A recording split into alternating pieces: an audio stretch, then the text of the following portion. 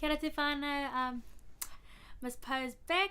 It's been a very long time, and tonight I will be singing one of my original songs that I've recently written, and Ngapo Wehi, one of our famous Māori performers and artists, passed away, and he inspired me to finish off this song.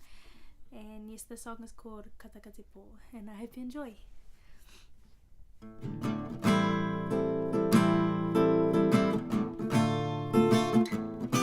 Ka taka te po, ka whiti te rā, ka mai mahara i toko retanga, ka tangi te manu, nui a tāne, o ki atu rā ki tā po kere kere, e rangi nui,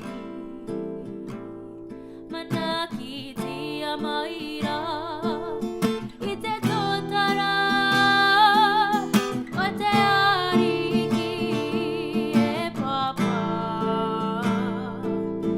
tangi mai he moana, o a kuroi mata, e aroha,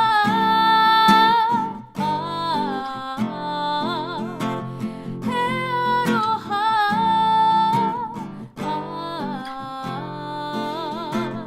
e aroha.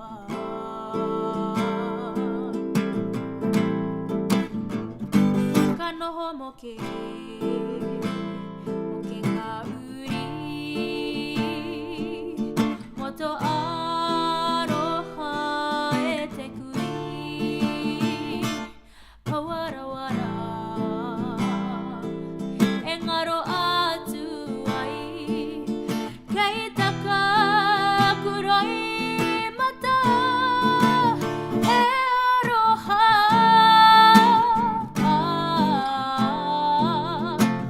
e aroha, e aroha,